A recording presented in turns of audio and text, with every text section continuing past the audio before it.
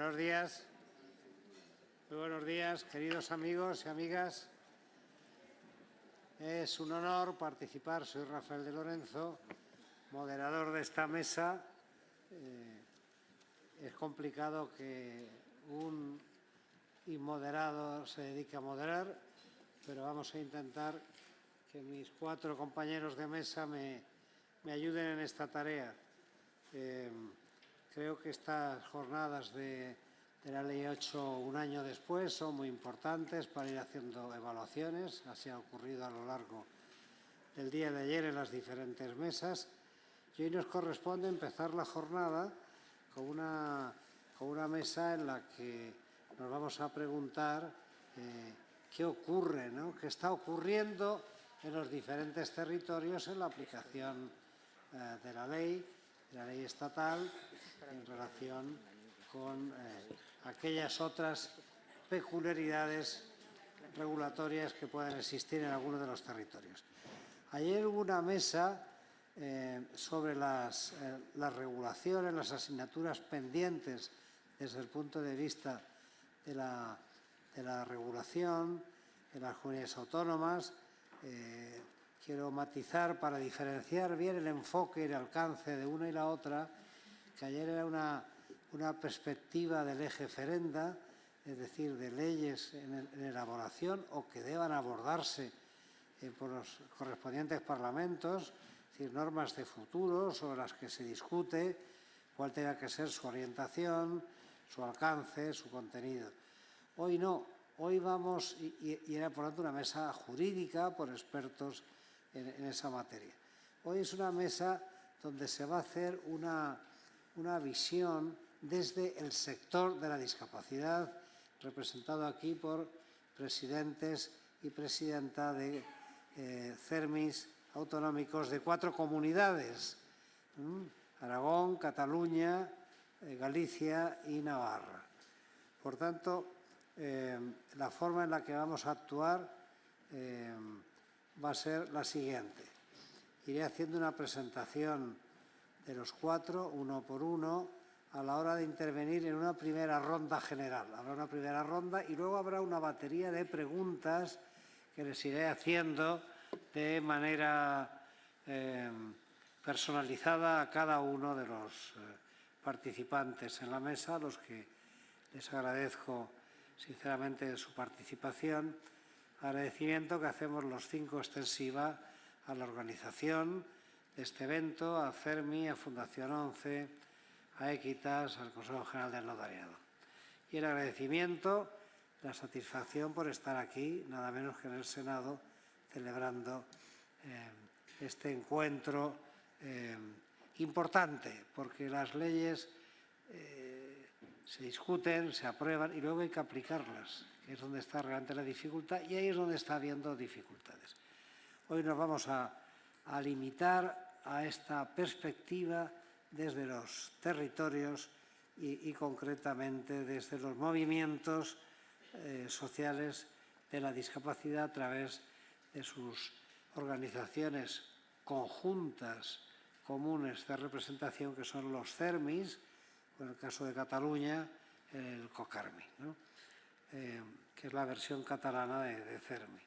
Pues bien, tendremos una primera ronda introductoria en la que os pediría a los 4 que por favor en 3 minutos, porque sí es importante que nos vayamos ajustando al tiempo, para que al final pues se puedan hacer algunas preguntas desde los asistentes. Una primera ronda pues para que nos deis tipo flash en 3 minutos cuál es a vuestro juicio la situación, ¿no? Cómo está planteado todo esto. Y vamos a comenzar pues en la composición de la mesa. Tenemos en primer lugar a Luis Gonzaga García. Él es el presidente del CERMI de Aragón. No quisiera tampoco extenderme en las largas trayectorias curriculares de los participantes, pero bueno, como digo, es presidente del CERMI Aragón, es vicepresidente del IBER, anterior Asociación Española de Fundaciones Tutelares. Bueno, es presidente también del patronato de la Fundación Aragonesa Luis de Azúa. Bueno, son algunas pequeñas anotaciones curriculares, aunque habría muchas más cosas que contar de todos y cada uno de ellos. Por tanto, en tu primera intervención, Luis, ¿cómo ves la situación desde la perspectiva de tu territorio, de la aplicación de la Ley 8 en esta materia que hoy nos trae aquí? Bueno, buenos días a todas y a todos. Ante todo, muchas gracias a Equitas, al Consejo de Notariado y a ONCE por permitirnos estar hoy aquí y contar un poco lo que ocurre en nuestros territorios, ¿no? En Aragón en concreto, pues la situación es muy dispar. Si hablamos de las capitales de provincia, donde existen juzgados especializados en familia, bueno, pues la incidencia, quiero decir, a pesar de que la Ley 8/21 no ha entrado en vigor en Aragón porque tenemos un derecho foral anterior y que prevalece, pues bien es verdad que pues los criterios que están aplicando estos juzgados especializados en familias, pues ya desde hace unos años, desde 4 o 5 años, pues vienen siendo muy acordes a lo que al final ha sido la Ley 8/21, a los preceptos de la ley y a lo que dice también la Convención Mundial. El problema viene más que nada en Aragón cuando nos vamos, por ejemplo, a otros juzgados. Sobre todo, Aragón es una provincia, es una comunidad con una dispersión geográfica importante. Entonces, bueno, pues hay pequeños juzgados donde, bueno, pues a lo mejor en una mañana, pues como tienen que tratar pues temas penales, temas judiciales, o sea, diferentes temas. Entonces, aquí sí que es verdad que la aplicación estamos teniendo, en la práctica diaria, estamos teniendo algún tipo de problema. Desde CERMI Aragón y con la Fundación Equitas, pues en el año 19 constituimos una comisión técnica que en un principio se pensó para el desarrollo de la Ley de Derechos y Garantías de las Personas con Discapacidad, pero que cuando entró en vigor la Ley 8/21, pues decidimos un poco abordar ese tema de esta comisión. Esta comisión al principio estaba formada por la delegada de Equitas en Aragón, Carmen Gracia, que era un poco la que nos lidera la comisión. Estaba CERMI, la Cátedra de Derecho Civil de la Universidad de Zaragoza y, bueno, pues el lugarteniente de la Javier Hernández. Y, bueno, pues desde ahí empezamos a hacer esa incidencia, empezamos a hacer un poquito de incidencia en principio, pues con los operadores jurídicos. Y desde hace...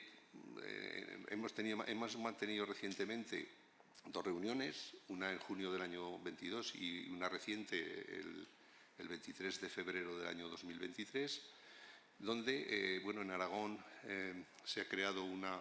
En Aragón tenemos lo que es la Academia de Legislación y Jurisprudencia. Hoy está aquí su presidente, nos acompaña, que es don Fernando García Vicente. Don Fernando fue justicia de Aragón durante 10 años, 20 años, disculpa, Fernando.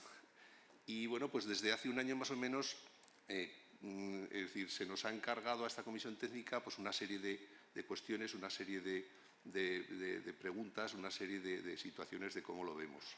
Y en ese momento en eso estamos trabajando. El día 22 les hicimos llegar a esta comisión que encargada por el Gobierno de Aragón para hacer la adaptación del Código Foral, y ahí estamos trabajando. No sé si me da más tiempo de seguir. No, es la primera Vale, frase, perfecto. Gracias.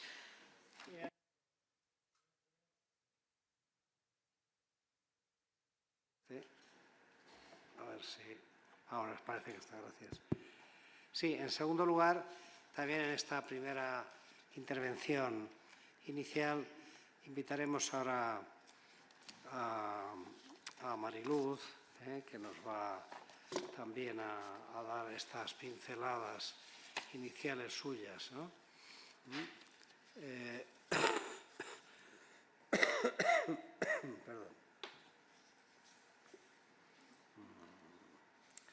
Sí, tenemos efectivamente la reseña aquí, unas pequeñas notas de Mariluz Sanz Escudero, presidenta del CERMI Navarra, de Nafarroa.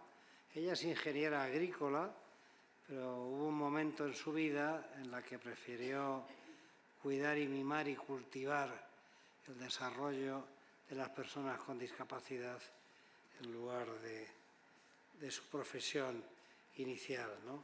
Bueno, ella, como decía, es presidenta del CERMI de Navarra.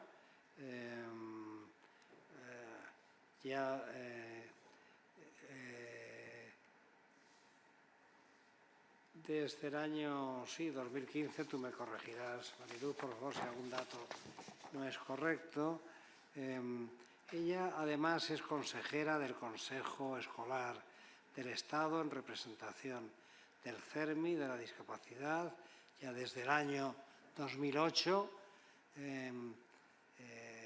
Ha sido también presidenta de la Comisión de Educación del CERMI y desde 2015 a 2020 ha sido miembro del Comité Ejecutivo del CERMI estatal en representación de los CERMIs autonómicos. Pues tuya es la palabra, Mariluz. Pues buenos días a todas y a todos. Como mi compañero, dar las gracias por la invitación y por permitirnos estar en esta jornada, que yo creo que es el principio de más de las que tendremos que hacer, porque al final el cambio legislativo conlleva también un cambio de visión de las personas y de la sociedad. Y yo creo que ahí todavía es donde tenemos el problema.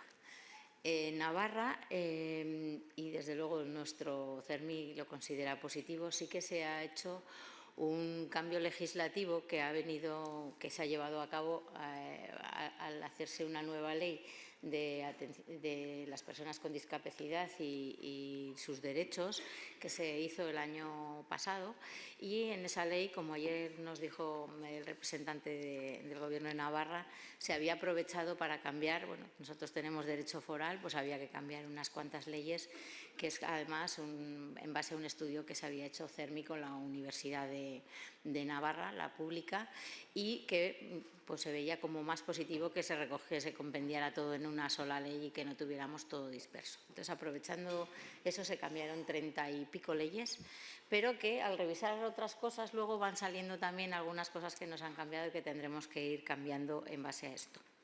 Sí que es verdad que el Gobierno de Navarra, el Departamento de Derechos Sociales, se lo tomó bastante en serio y lo que primero pensó que había que hacer de todo era formar e informar. Y realizó una primera jornada de información general para todos, tanto para organizaciones, familias, distintos operadores y distintos profesionales que tenían que ver con esto, ¿no? Después de eso, hizo otras dos formaciones más específicas, una ya era para profesionales y otra para familias, porque aquí no solamente es un tema de profesionales, las familias también tienen que cambiar su manera de ver las cosas, porque llevan toda la vida haciendo las cosas de una manera y ahora bueno, les estamos diciendo que las tienen que hacer de otras. Aunque esos cambios estructurales ya se iban haciendo poco a poco a través de las organizaciones que daban un mayor protagonismo a las personas con discapacidad y a su participación, bueno, pues aún a las familias les cuesta mucho pensar que pueden tener un poder de decisión que hasta ahora no se les había dejado, ¿no?, a estas personas. Y bueno, ese trabajo con las familias, sobre todo con familias que ya son mayores, igual las familias jóvenes lo asumen más rápido, pero las familias que son mayores, que además sus hijos también ya son mayores, bueno, pues les está costando un poco más entender todo el procedimiento y todo el proceso, ¿no? Entonces ahí es donde tenemos que estar haciendo el trabajo.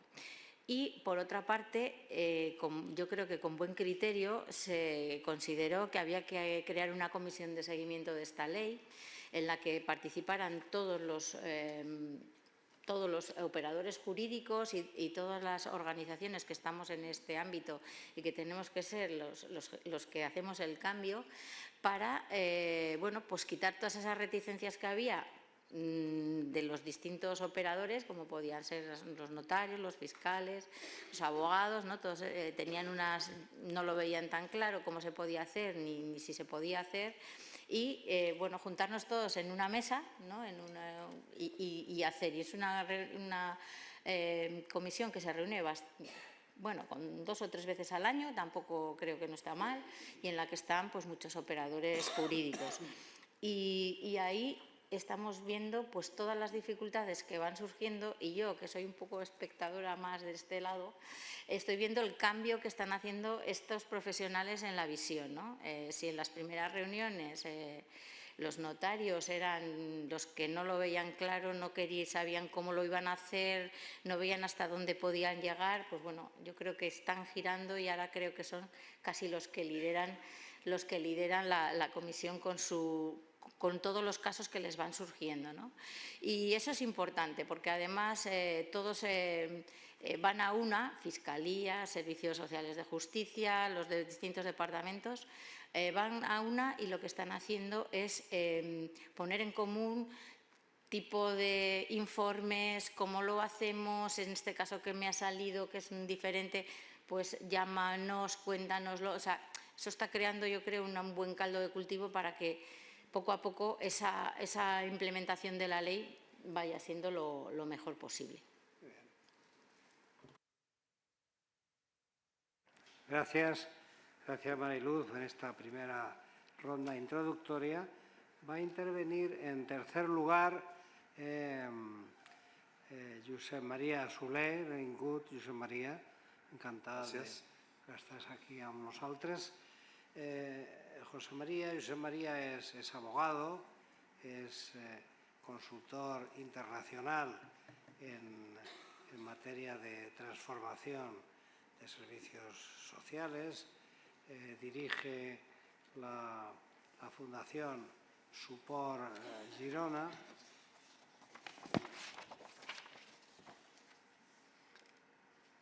Él se considera un activista social en favor de los derechos de las personas con discapacidad, ejerce de miembro del board de la Asociación Europea de Servicios a Personas con Discapacidad, conocido por las siglas EASPD, es patrono en el Instituto Guzmán, en el que la Fundación ONCE jugó un papel muy determinante en los años 90 para la puesta en marcha, la construcción y puesta en marcha del nuevo instituto allá en Badalona.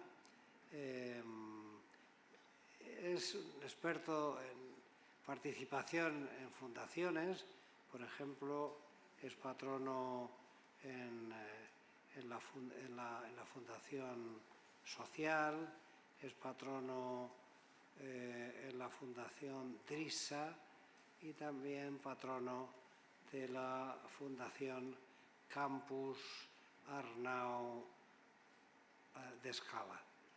Pues bien, tienes tus 3 minutos, José María. Gracias. Muchas gracias, Rafael. Muchísimas gracias. Nos conocemos con Rafael desde que mis ruedas pasaban por encima de sus pies allá por los años 90, cuando yo estaba en la selección de baloncesto en silla de ruedas. Y por eso quizá hay un cariño especial de mucho tiempo. Muchas gracias a los organizadores del evento y a COCARMI y al Consejo de la Abogacía Catalana para designarme para acudir a este evento e intentar explicar lo que estamos viviendo desde la vigencia de la reforma. Yo dirijo una fundación de apoyos. Hoy las personas que están recibiendo apoyo de Suport Girona son 1.275, o sea, no son pocas. Una de las 80 organizaciones que hay en Cataluña. No hay organización pública que haga este papel, ni la queremos para nada. No nos hace ninguna falta y aparte pensamos, cuando comparamos el sistema que se creó en su momento en Cataluña con organizaciones de base social, sin ánimo de lucro, financiadas correctamente, me parece que no hay nadie de la Generalitat, puedo decir que bastante bien incluso, a partir de cierto número de casos puedes trabajar con gran intensidad. Y solo para dar un ejemplo, el año pasado tuvimos 158 nuevas personas que se incorporaron a la fundación, la mitad de ellas porque lo pidieron expresamente en el juzgado, a petición propia, empezando ellos el procedimiento, un 25% como salvaguarda después de instar por parte de la Fiscalía por situaciones de abuso, influencia indebida, expolio, etc.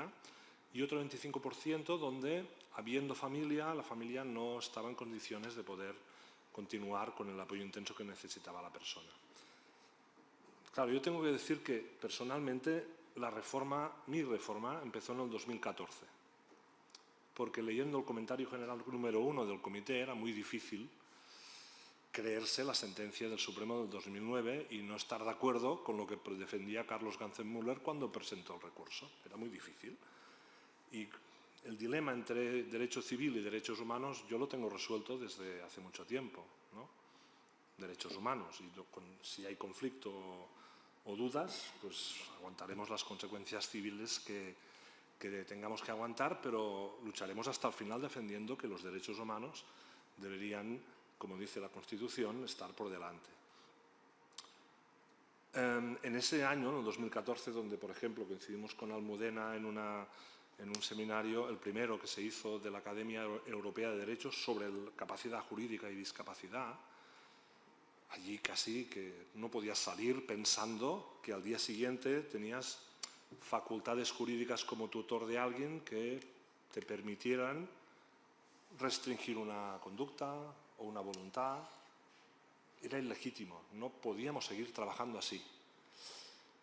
Y, bueno, empezamos a mirar cómo se hace esto y no había muchas referencias, pero teníamos una herramienta en el Código Civil de Cataluña que pasó casi desapercibida hasta entonces, que era la asistencia. La asistencia era una figura jurídica vigente desde la reforma de la Ley 25/2010, por tanto desde el 1 de enero del 2011, pero muy poco utilizada hasta ese momento, donde solo la persona podía ir al juzgado y decir, necesito ayuda.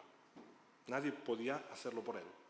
Solo la persona podía decir en qué ámbitos creo que necesita ayuda. Y solo la persona, y esto quizás es lo más importante, podía señalar quién podía prestarle apoyo.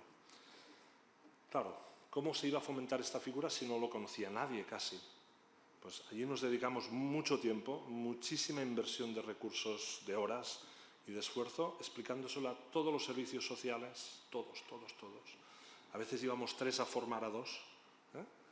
Mira que esto va a cambiar, que tenemos que basarnos en el vínculo, en el acuerdo, la herramienta ya la tenemos. Antes de enviar un informe a Fiscalía, por favor, convencer a la persona de hablar sobre cómo podemos intentar mejorar su vida a partir de apoyos que le resuelvan conflictos con el entorno. Y esto empezó a dar un cuerpo de conocimiento sobre cómo manejar apoyos sin poder. Y cómo manejar apoyos sabiendo que la persona podía ir al juzgado cualquier día y decir, ya no los quiero. Porque se han iniciado procedimientos de asistencia verbalmente, yendo al juzgado, pidiendo a un funcionario, por favor, recoja acta, quiero que me ayuden. Porque me pasa esto, me pasa lo otro, ¿no? Problema de ayer lo explicó muy bien el profesor Ribot, que había limitaciones, no todo el mundo está en condiciones de pedir estas. Y por eso, con la reforma, el Código Civil de Cataluña amplió las bases fácticas de la asistencia. Pero ya sabíamos cómo utilizarlo. De ahí que tuviéramos altas expectativas en la reforma. Y desafortunadamente pues estamos viviendo que hay desajustes y que habrá que pedalear muy fuerte durante mucho tiempo. Por ejemplo, primera cuestión, parálisis. Los primeros meses nadie hacía nada. Se acumulaban casos en los juzgados. El día antes del 3 de septiembre, un juzgado especializado de Girona hizo 11 juicios y la sentencia salió por la tarde para no tener que aplicar la reforma, porque no sabían qué iba a pasar, ¿no?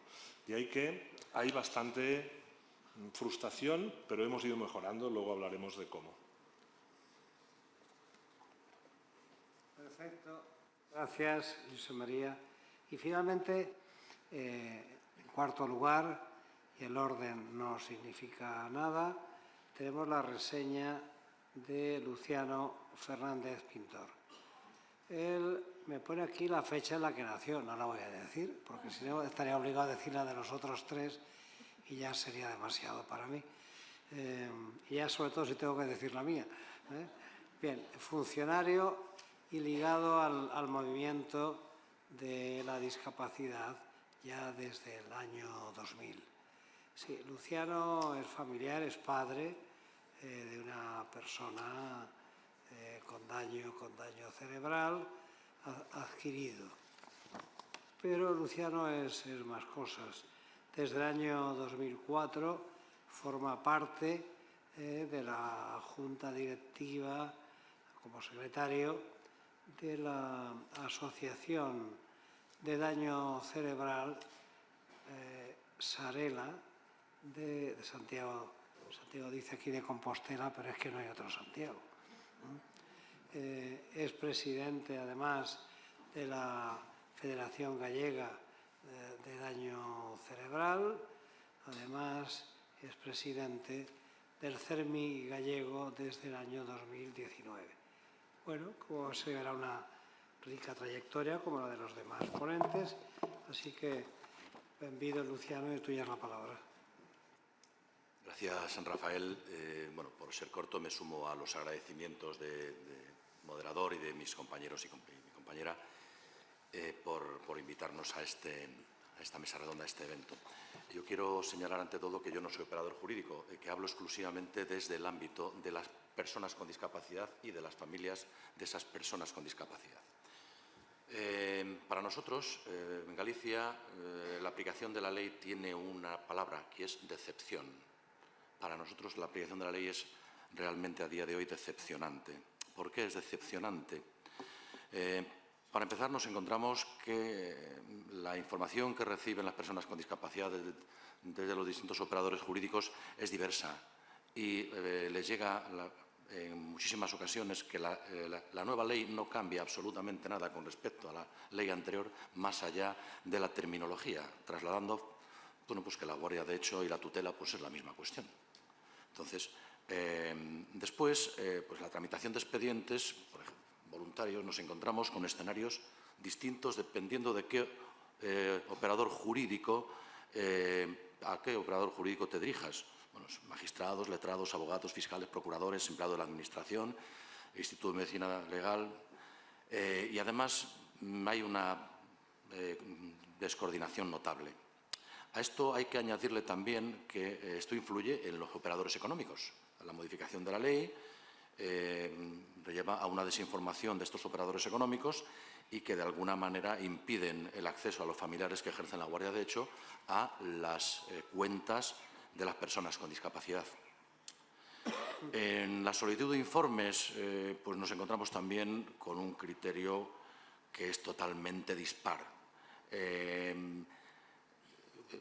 Fundamentalmente, los informes de valoración se remiten informes a los servicios sociales, a los centros de salud, a entidades prestadoras de servicios, incluso de personas que ni fueron usuarios o si lo fueron hace mucho tiempo. Y entonces hemos tenido conocimiento de casos de revisión de sentencia que han sido resueltas sin contar en el expediente con ningún tipo de información. Entonces, esto, pues, cuando menos, hay una indefensión brutal en ese aspecto, ¿no? Además de todo esto, pues esta ley entendemos que de alguna manera incide en otros ámbitos jurídicos y puede hacer perder cierto tipo de derechos a las personas con discapacidad. Estamos hablando de pensiones, procedimientos administrativos, deducciones o exenciones fiscales, reconocimiento de familia numerosa, conflicto, obviamente, con la propia Ley de Derecho Civil de Galicia, que en cuanto a que la aceptación de la herencia de una persona con discapacidad no exige la disposición y aprobación judicial para este procedimiento. No se ha descrito el contenido de la figura del guardador de derecho y sus capacidades frente a terceros. Puede existir pérdidas de licencias o permisos y, obviamente, pues a veces hay problemas a la hora de tomar decisiones médicas, precisamente, o recibir información médica. Tenemos otro problema que se nos presenta en Galicia si tenemos una fundación pública, que es la Funga, que ahora mismo pues, tiene una situación, bajo nuestro punto de vista, de desbordamiento. Tiene que atender pues, en torno a 3.000 personas y subiendo, y hasta donde nosotros conocemos está compuesta por 27 trabajadores, con lo cual es imposible. Eso es imposible. Entonces, pues bueno, por ser corto y por ajustarme a los tiempos, entendemos que es fundamental y es necesario pues, crear un foro conjunto para poder analizar todas estas dificultades que se van produciendo para que esta ley que para las personas con discapacidad y que de alguna manera ha sido impulsada dentro del propio movimiento asociativo, pues puedan hacerse realidad y las personas pueden ejercer los derechos que se merecen y que llevan tanto tiempo esperando. Muy bien, muchas gracias, Luciano. Pasamos ya a la segunda parte, que va a ser, aquí le llaman coloquio, es una especie de conversatorio, que cuando suena bien se llama conservatorio.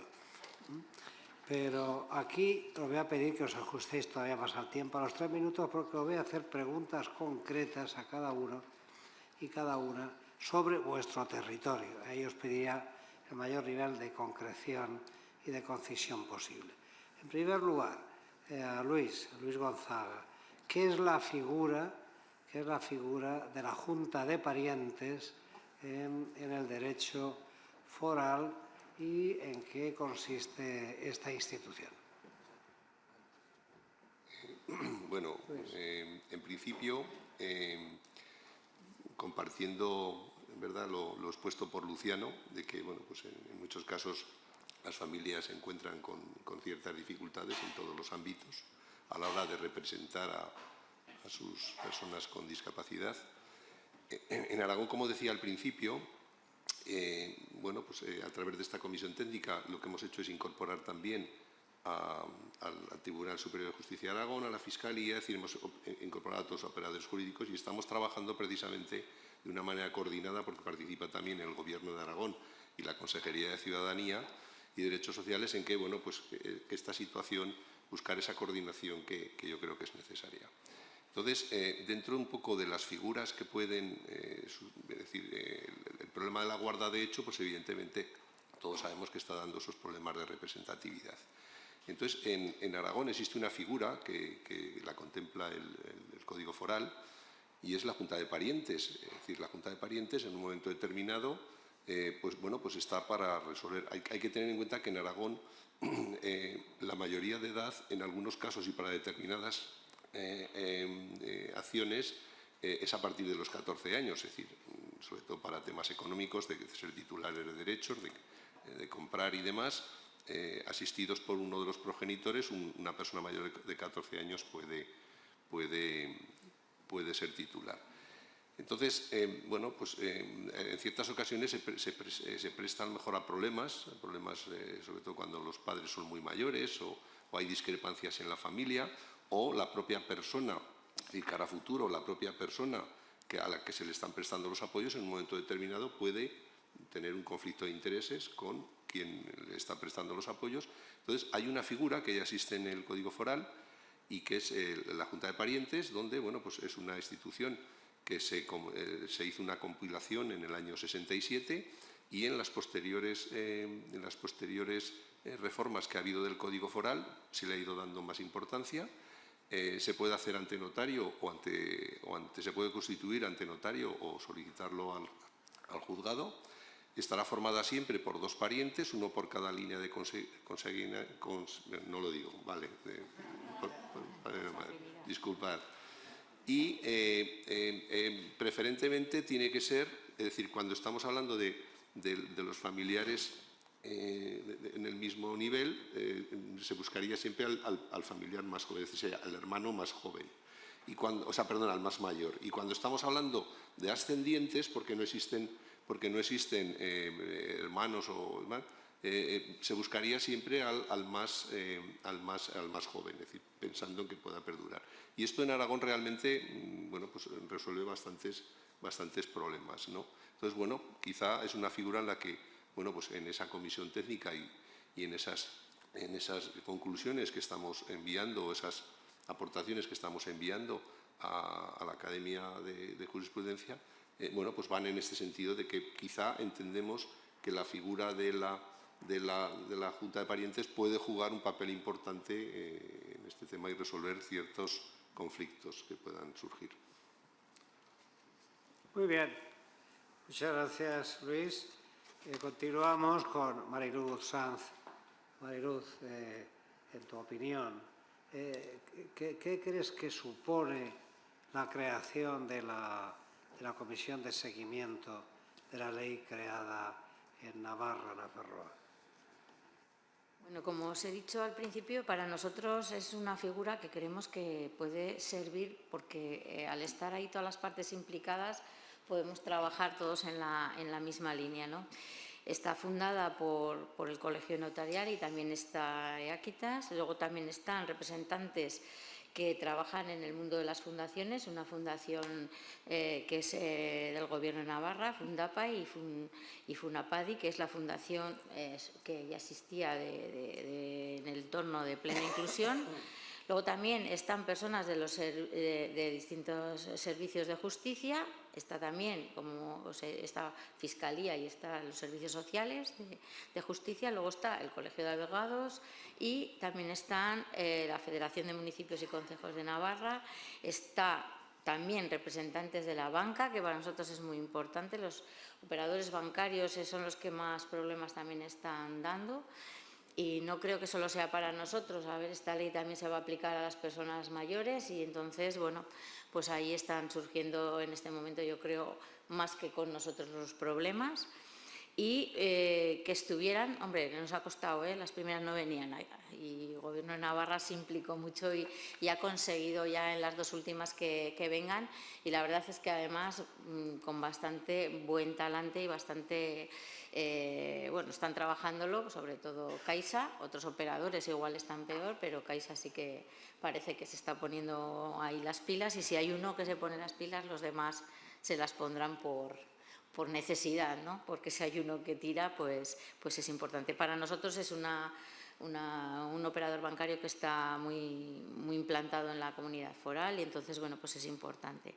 Luego también estamos nosotros, ¿no? El CERMI, que nosotros ahí estamos un poco como de vigilantes de que la ley se cumpla y si tenemos casos específicos que nos llegan, que no sean a través de las fundaciones, pues también los podemos poner.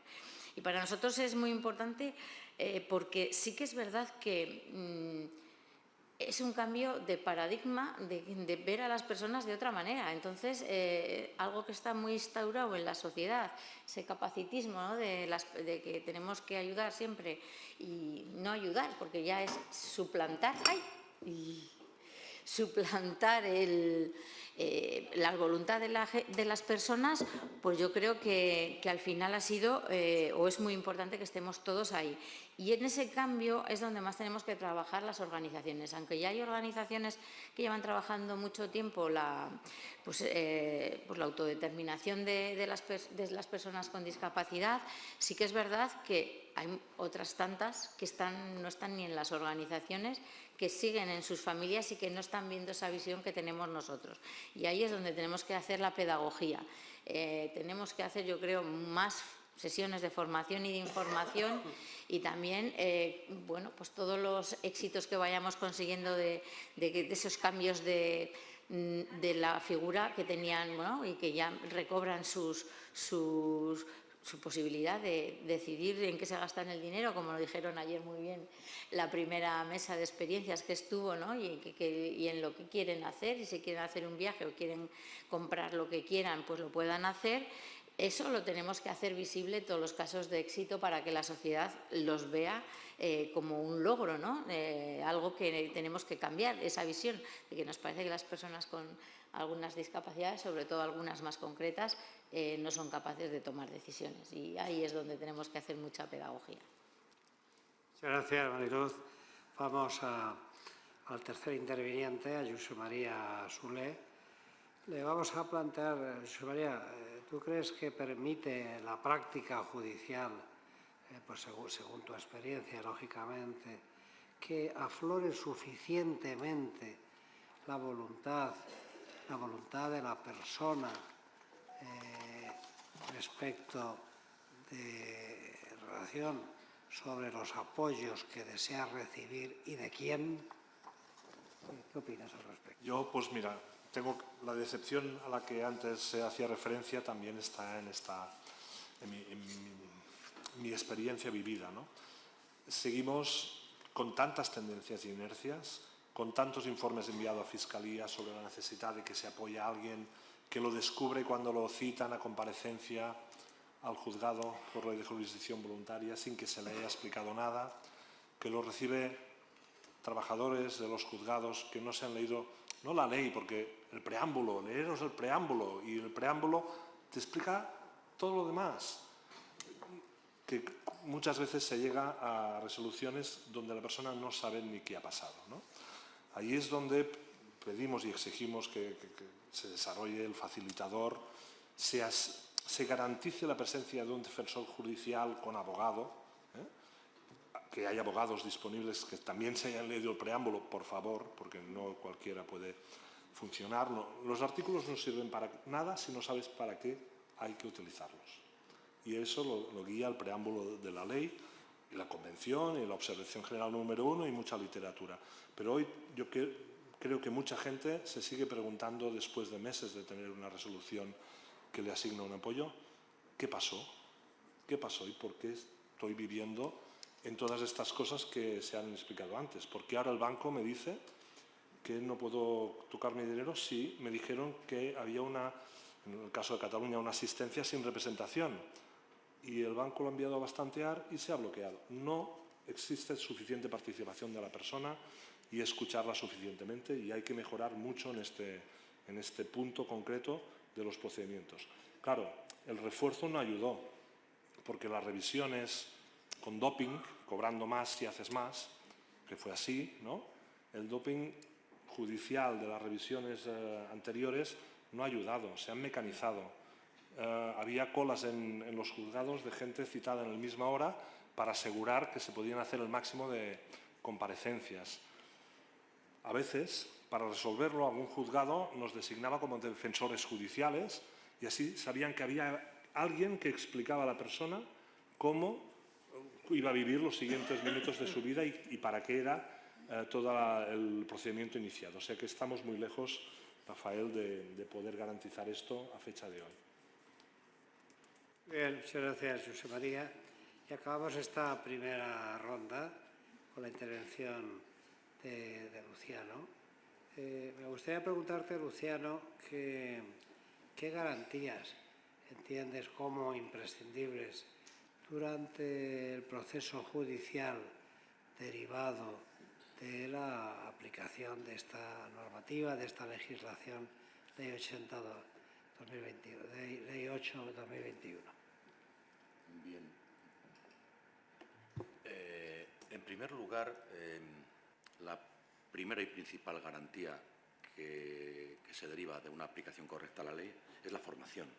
La formación por parte de todos y cada uno de los operadores jurídicos, y una formación homogénea, una formación permanente, coordinada y coherente. Sin esa formación para la aplicación correcta de la ley, no podemos tener garantizada que esta ley pues sea o tenga los resultados que todos esperamos.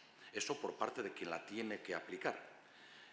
Por parte de las personas con discapacidad, o hacia las personas con discapacidad, necesitamos que cuando participe en un proceso, en un procedimiento, se la doten de los recursos técnicos, personales y materiales que permitan precisamente garantizar esos ajustes y esas adaptaciones. Se están dando casos de que se citan a las personas con discapacidad o bien de manera telemática o bien a través de un cuestionario, y bueno, pues hay personas con discapacidad que pueden contestar a ese cuestionario o que pueden participar en una reunión telemática sin ningún tipo de problemas. Pero hay otras discapacidades pues que les es imposible participar en ese tipo de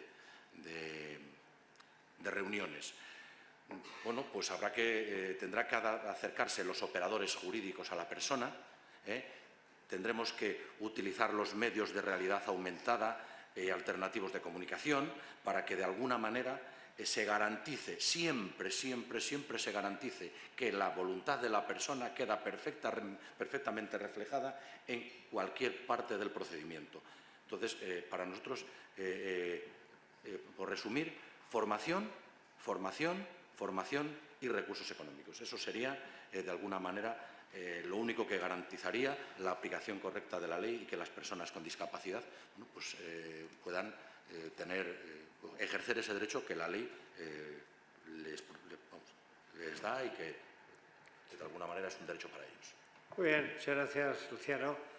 En función de la hora que es, yo tengo 10:35, no sé si voy bien, ¿no? Tengo 25 minutos para hacer dos cosas, para que en 12 minutos, a 3 minutos por interviniente, hagamos una nueva ronda. Ahí os pediré todavía un poquito más de concisión para que podamos tener esos 10, 12, 15 minutos para preguntas de los asistentes. Por tanto, en esta nueva ronda, en el caso de Luis Gonzaga, ¿crees que es interesante? A mí me parece que sí que lo es. ¿Y qué podrías informar sobre las actuaciones de los diferentes juzgados, de la actuación del Poder Judicial en tu territorio en relación con la aplicación de la nueva normativa? Sí, bueno, como decía al principio, en la primera intervención, las actuaciones son muy dispares. Es decir, como decía al principio, los juzgados especializados pues vienen ya aplicando criterios de convención y criterios de Ley 8/21 desde hace unos cuantos años, pero el problema nos encontramos con, como decía al principio, con esos juzgados ya no tan especializados y que en un mismo día pues tienen que ver asuntos muy dispares, con lo cual, al hilo de esto, y como decía también, pues desde la comisión técnica donde participa CERMI se ha hecho esa incidencia con los operadores jurídicos. Nosotros hemos tenido varias reuniones con el Tribunal Superior de Justicia de Aragón, con su presidente, con Manuel Bellido, y pues también con Fiscalía. Y pues sí sabemos que el año pasado Fiscalía emitió unas instrucciones. Todos sabemos que la Fiscalía es jerárquica, con lo cual pues se puede emitir estas instrucciones, y se emitieron instrucciones en este sentido. Y la verdad es que sí que estamos notando, como decía antes Luciano, mi compañero, que hace falta mucha formación. Y yo en este caso creo decir ya no tanto formación sino información, es decir, a los operadores jurídicos evidentemente no seremos nosotros quienes les demos lecciones de temas, pero sí que les podemos dar esa información, esa sensibilidad hacia el tratamiento de las personas o hacia las necesidades que tienen las personas con discapacidad. Y nosotros en ese sentido estamos trabajando y pues poquito a poco pues están obteniendo mejores resultados.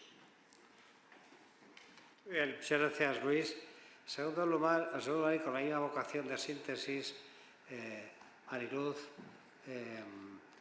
que a tu juicio, ¿qué dificultades y qué retos tenéis en Navarra en el desarrollo e implantación de estas nuevas regulaciones legales? Bueno, yo creo que, voy a repetirme porque es lo mismo que han dicho ellos, información y formación, hay que seguir informando y formando. Hay mucho desconocimiento todavía, es verdad que nosotros tenemos la suerte que Fiscalía sí que se ha implicado bastante y está en esta comisión de seguimiento, por lo tanto, las instrucciones que mandan al juzgado pues ya van en la línea de lo que es la ley, ¿no? Pero sigo pensando que tenemos que seguir formando y sobre todo yo creo que son los propios jurídicos los que tienen que formar, los que ya están dando esos pasos, lo ven más claro y lo están llevando bien. Y pues no sé, todos los casos no son iguales y algunos serán más complicados que otros, pero yo creo que son el referente para contárselo a los demás, porque da igual que hagamos muchas cosas magistrales, el día a día y el boca a boca es lo que funciona. Entonces sí que yo creo que la información y la formación es muy importante. Las organizaciones como tal también tenemos que formar e informar mucho a las personas asociadas y a las propias personas con discapacidad de cómo hacerlo y sus derechos, y a las familias para que no tengan ese miedo, ¿no? Y luego también a las familias en su general, no solo a papá y a mamá, sino a todos los hermanos, que son muchas veces los que luego se tienen que hacer cargo y son los que van a estar ahí, ¿no? Y eso es algo que también tenemos que hacer, que es complicado y abierto también al resto de la ciudadanía, porque también no solo se nos van a dar casos en personas que están dentro de nuestras organizaciones, sino que hay también personas con discapacidad que no pertenecen a ninguna organización y que también se tienen que informar. Incluso, pues si nuestra experiencia es exitosa, podemos echar una mano pues a las personas mayores, a sus organizaciones, para ver cómo se está desarrollando esta ley y que también ellos puedan utilizarla, pues bueno, como se habló ayer también, ¿no? Para decidir qué quieren hacer cuando ya no puedan decidir, que esté ya decidido, pero su decisión, no la de los demás. Gracias, Mariluz. En tercer lugar, Josep María, ¿consideras que hay un vacío en la figura del facilitador, en los procedimientos en los que están involucradas las personas con discapacidad, que les supone y que precisan, ¿no? En fin, ¿cómo se procura garantizar la participación de las personas con discapacidad en estos procedimientos? Pues, repito, ante tantas dificultades que estamos teniendo en la aplicación material, en los juzgados de la ley, la verdad es que una de las figuras que más encontramos a faltar es esta posibilidad de que alguien explique qué está pasando de una forma comprensible, asumible para la persona sujeto y protagonista de este procedimiento. No es suficiente con una visión técnico-jurídica si no hay esta capacidad de hacer que la persona entienda el porqué de la situación con los máximos recursos que hoy sabemos que tenemos a nuestra disposición, y antes lo estaba hablando Luciano, ¿no? Además, yo sé que esto no va a gustar demasiado, pero estamos cargando mucho las tintas a los juzgados. Pero la Fiscalía no solo tiene que asegurarse que sus papeles están muy bien escritos, tiene que hacer algo más en los procedimientos y no dejarse llevar por este torrente de sacar expedientes adelante que muchas veces los jueces están impulsando con el refuerzo judicial. También tienen que decir, oye, paremos un momento y en este caso hace falta tiempo. Por favor, señoría, volvamos a escuchar a la persona, deje que preguntemos de otra forma, porque no es un juicio, es una comparecencia, hay que flexibilizarse y estamos actuando como en los juicios de incapacitación de hace 3 años. No hay ninguna diferencia formal. Y sin esto y una explicación correcta que podría dar el facilitador, no vamos a avanzar.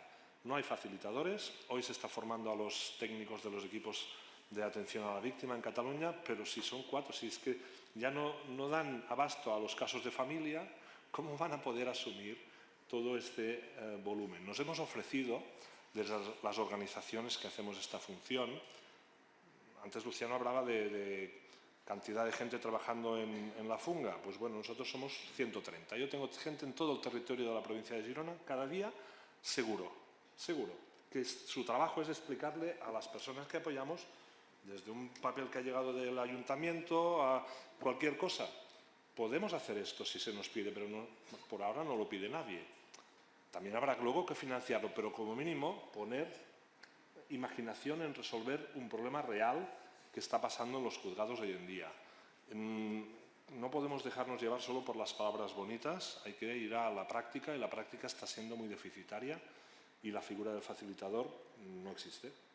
Hoy no hay algún programa para situaciones muy extremas, pero no para el número de procedimientos de provisión de apoyos que se están celebrando cada día. Bien, Josep María, muchas gracias. Y concluimos este conversatorio con Luciano, al que te haría, Luciano, una última pregunta, ¿no? A tu juicio, ¿qué garantías consideras imprescindibles durante el proceso judicial en favor de las personas con discapacidad?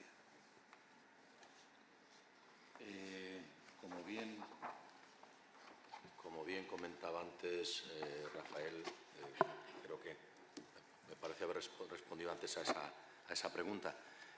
Obviamente, lo que necesita este proceso judicial es la formación. Y, además de la formación, medios económicos, medios materiales y utilizar todos los procedimientos que existan técnicos para que las personas con discapacidad puedan ser capaces de expresar su voluntad. Yo aquí quería hacer una introducción, quería hacer un comentario. Los tiempos son muy importantes. Sabéis que no es lo mismo el tiempo del que da que el tiempo del que recibe. Y para las personas con discapacidad es fundamental la gestión de la esperanza. Esta ley nos ha abierto a las personas con discapacidad y a las familias una luz de esperanza muy importante. Pero si cuando acudimos a ejercer nuestros derechos esa gestión de la esperanza no es la adecuada, podemos caer en una situación pues, que es muy difícil de gestionar. Es por eso que además de utilizar todos los medios, todos los recursos también que tengamos a nuestra disposición, también es muy importante que los tiempos de aplicación de la ley sean los correctos. No podemos seguir esperando meses, semanas, meses, años para que de alguna manera se resuelva los casos que tengamos en los juzgados. Y en el fondo, pues como decía antes Josep, nosotros cuando vamos al juzgado no somos acusados, vamos a buscar que se revierta una situación que en la normativa anterior existía y que en esta nueva normativa pues teóricamente nos beneficia y nos da unos derechos que nos convierten en ciudadanos libres e iguales como el resto de los ciudadanos de este país sin discapacidad. Así que, pues como comentaba antes, formación y aplicación de medios técnicos y humanos y, por supuesto, presupuesto. No se puede hacer más con menos. Eso es una falacia total. O sea, si queréis que las cosas funcionen, darnos herramientas para que funcionen. Estamos cansados de hacer milagros. Así que, por mi parte, nada más. Gracias, Rafael. Gracias, Luciano.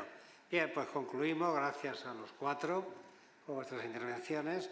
Y ahora en estos minutitos que nos quedan, aproximadamente 12-13 minutos, vamos a dar voz a nuestros participantes, que podréis levantar la mano. Voy a pedir ayuda, colaboración a Mariluz y a Luciano. Como esto es un hemiciclo, pues tú te encargas del lado derecho sin ninguna otra connotación. Y tú, Mariluz, aquí de la parte izquierda. Y yo, perdonar, pero es que no me he traído las gafas de lejos. Muy bien. Bueno, pues adelante, ¿quién quiere intervenir? Yo querría intervenir. Si puedes decir tu nombre, por favor. Fernando García Vicente, y soy de la Comisión de Derecho Civil, no de la Academia, aunque soy académico, pero soy de la Comisión de Derecho Civil. Gracias por la cita amable. Vamos a ver, yo, en la línea de lo que has hecho el último interviniente, Luciano, quiero transmitir un mensaje de optimismo, ¿no? Baltasar Gracián además decía que el que en la vida no hace otra cosa que quejarse, lo único que hace es desprestigiarse. Y creo que tenemos motivos para ser optimistas en esta materia. Y eso me voy a fijar en un tema. Lo que se ha hecho en integración laboral de las personas con discapacidad. En Zaragoza la ONCE está entre las 10 empresas más importantes que hay en Aragón. Y está la GM, Pala y no sé cuántos y tal y tal. O sea que en eso se ha hecho mucho. Y eso nos debe mover a la esperanza, siendo cierto todo lo que ustedes han dicho, que se puede avanzar mucho y se puede avanzar muchísimo y hay que confiar en eso. Y luego quería hacer una segunda consideración. Al hilo de la Junta de Parientes, es mi tema. Mire, aquí se ha tratado, y estoy viendo todo el rato que se focaliza unos problemas concretos que existen y no son duda. Pero el problema que viene de verdad, si se estudia, es el de las personas mayores. El 8% de la población mayor tiene algún tipo de discapacidad, según las estadísticas europeas. Y eso, con el Alzheimer, va a ser progresivo. ¿Qué es lo que está pasando ya? Pues es muy sencillo. La guarda de hecho está funcionando. Y está funcionando bien. Y si funciona bien, lo mejor es no tocarla. Está funcionando bien. ¿Qué se puede? ¿Reforzar la guarda de hecho? Claro que hay que reforzar la guarda de hecho. Y en Aragón, en esa comisión en la que estamos redactando el proyecto, hemos dicho, primero, se puede acreditar por cualquiera de los medios que el derecho permita acreditar algo. La guarda de hecho. Segundo, por si alguien pusiera dudas, creamos dos sistemas especiales. Uno, que la Junta de Parientes, yendo a un notario, sin necesidad de ir al juez, yendo a un notario diga que somos la Junta de Parientes, reconocemos la guarda de derecho a este señor, o que se haga un acta notarial ante un notario al que le damos la facultad, primero, que tiene que pedir que le lleven un certificado médico, porque yo, que he vivido bastante, he visto como a uno que se presentaba a una cátedra de medicina en Zaragoza le pusieron una esquela en un periódico ese día. O sea, que hay gente que se puede encontrar con que uno le está pidiendo la declaración de incapacidad por la buena. Bueno, pues que un médico o un especialista lo firme. Y luego que él pueda, además de entrevistarse con él, establecer las pruebas que sean necesarias. Y la guarda, de hecho, debe resolver el 98% de los problemas de las personas mayores. Y cuando no se pueda resolver, porque la vida funciona con cierto sentido común, si vas a un banco a sacar 200 euros con la tarjeta de crédito te los van a dar. Ahora, si vas a sacar 50.000 euros, pues entonces, ¿qué habrá que hacer? Pues dar otro paso más, la curatela. Pero eso es un paso en última instancia. Es un paso eso. Lo que hay que tratar de que la sociedad civil resuelva sus problemas. No, mire, yo una norma que cuando trabajaba en la justicia le decía a los que trabajan conmigo, que eran magistrados, fiscales, gente muy especializada. Mira, aquí tratemos que tratar de resolver problemas, pero sobre todo que nadie venga con un problema y se vaya con dos. Pues la guarda de hecho es una forma de resolver los problemas que la gente tiene sin necesidad de meterse en todo eso que ustedes han dicho, de un procedimiento judicial que, oiga, hasta los que nos hemos dedicado a eso, yo he sido fiscal también, pues ciertamente está lleno de complejidades y de dificultades. Nada más, muchas gracias. Sí, muchas gracias por su intervención. Muchas gracias. Sí, rogaría un poquito más de brevedad para que dé tiempo a que puedan intervenir el mayor número. ¿Dónde tenemos aquí? A la izquierda, Mariluz. Adelante el micrófono, un segundito. Perdona. Hola, buenos días. Me llamo Teresa, gracias por invitarme ayer y hoy. Yo soy familia, soy tutora y tengo muchos problemas. En el tema del banco, cada vez peor. Yo no puedo mi hermana no puede tener una cuenta porque, claro, si yo la tengo en el móvil, ella no puede disponer. ¿Qué pasa? Que cada vez que voy a sacar dinero es un problema. Tengo que sacar en ventanilla. Lo más importante que veo en los bancos, según ellos, o importante me refiero a mí que me afecta, siempre que vas a sacar en ventanilla te cobran 2 euros, donde tengo que estar reclamando. Y me parece muy fuerte en un pueblo pequeño donde ni hay ni siquiera cajero, tienes que sacarlo en ventanilla en la misma caja. Luego el problema está en la conciliación familiar. Si a mí me quitan de ser tutora en mi puesto de trabajo, si me cuesta representarla siempre como hermana, porque me ponen como segundo grado, no como tutora, cada vez que voy a un médico con ella a hacerle alguna prueba, me tengo que pelear con recursos humanos para que me puedan dar ese día. Y si no, me pone a costa mía. Si yo ahora necesito más días para cuidado de ella en vacaciones, ¿cómo hago la conciliación familiar? Si me quitan... Todavía el juez no me ha llamado, que yo soy de la zona de Ávila, de Piedrahita. Pero quiero que tengan en cuenta toda esta situación, cómo nos afecta a las familias. Trabajando encima yo aquí en Madrid. Por eso te digo que es un poco ahí caos para mí. Bien. Bueno, espero que lo tengan en cuenta. Gracias. Sí, muchas gracias. ¿Alguna intervención más tenemos? No, ¿queréis? Sí, tenemos aquí a la derecha. Sí. Buenos días, Rafael. Ya me reconocerás, soy Almudena. Claro que sí. Tema de formación lo comparto, lo dijimos ayer. Sí me gustaría saber si tenéis alguna experiencia positiva. Desde luego que porque quiero lanzar mensaje de esperanza. Es una ley proceso, estamos trabajando, se nos ha abierto una luz. A mí lo que más me duele es que el ciudadano, es decir, la persona, vaya de ventanilla en ventanilla en ventanilla, que genera frustración por esa expectativa generada. Pero me gustaría que hablarais algunos, si podéis, de alguna experiencia positiva, tanto en las medidas voluntarias, que van a ser también medidas que van a poder ayudar y van a evitar ese entrada en el juzgado, que para eso están previstas, como de algún supuesto bueno en el ámbito judicial. No quiere decir, estamos aquí también para poner sobre la mesa los problemas, pero también para lanzar un poquito de esperanza que tampoco está mal. Muchas gracias, Almudena. No, la pregunta es de mucho interés, lo que pasa es que de alto riesgo, ¿no? Porque esto me recuerda a una canción de Bob Dylan, que por cierto en septiembre viene a Madrid, con 82 años, que decía en una letra suya: no me pidas que te diga lo que siento, no sea que vaya y te lo diga.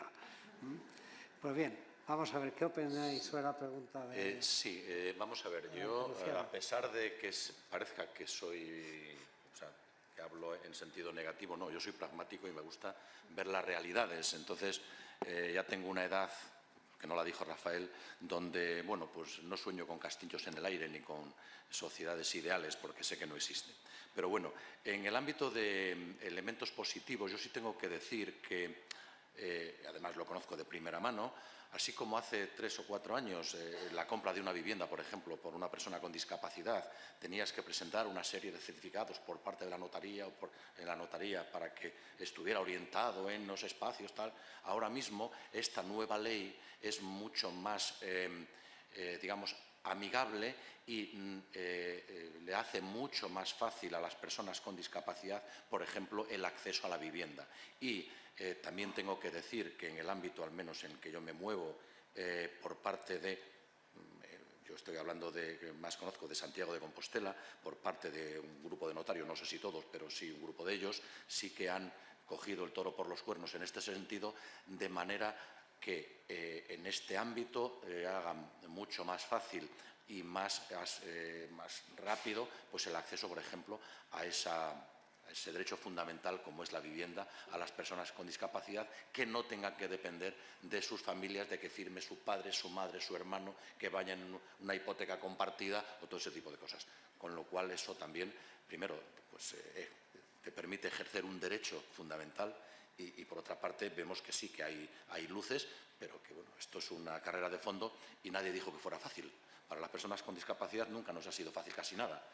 Todo esto lo hemos tenido que conquistar a base de tesón, a base de esfuerzo y a base de reclamar. ¿Alguien más de la mesa quiere...? Yo, si me permite, Rafael,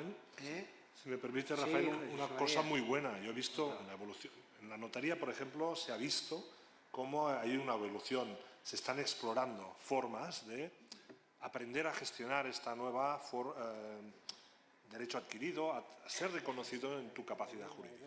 Y luego, otra cosa buena, es que tenemos la ley para luchar, no solo para ser sometido a ella, no, para decir, oye, usted no me la ha aplicado bien, pues voy a recurrir.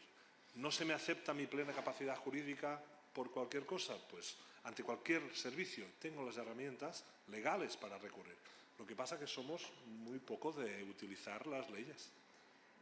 Y ahí es donde el movimiento entero, aquí estamos como representantes de personas con discapacidad, pues tendremos que utilizar la Convención con un poquito más de garra, ¿no?